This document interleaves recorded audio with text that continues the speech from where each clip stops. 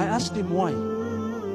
He said, I sent some gifts to my mother and she received them a day before Eid. So she went and took them from the day of Eid. The day of Eid, she got the message and she went to the bus and she took the gifts.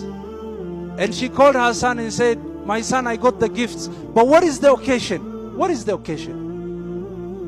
Then he said, Mama, here in Mombasa, we are celebrating Eid. And she said, what do you mean we? Are you a Muslim? The doctor said, I was afraid to lie because I'm a Muslim. I just told her the truth. I said, Mama, I'm a Muslim.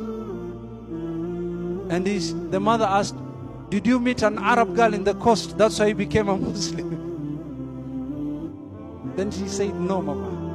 I'm an educated person. I'm a Catholic. I was a Catholic. I did a lot of research. But this is something that I made. This is my choice. Then she asked, what is your name?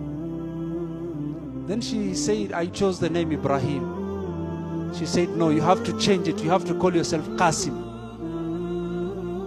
And he said, I was shocked. I said, Mama, why? And she said, while I was carrying you in my stomach in 1982, when the Moi government was being overthrown, and those who know the history, they know of this incident, when there was a coup attempt that was being done by some of the Kenya Air Force forces, some in the defense department. They tried to overthrow the government of Moi.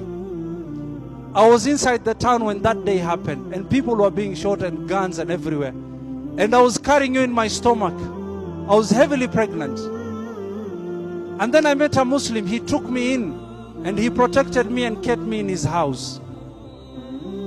And he took care of me until everything was settled. There were no mobile phones. I could not call your father.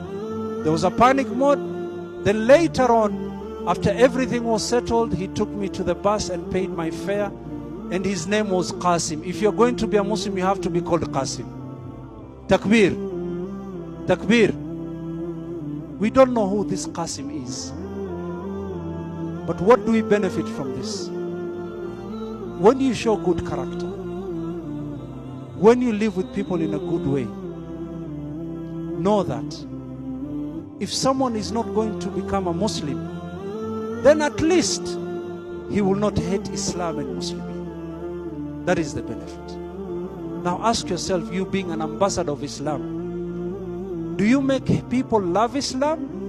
Or through your character you make people hate Islam?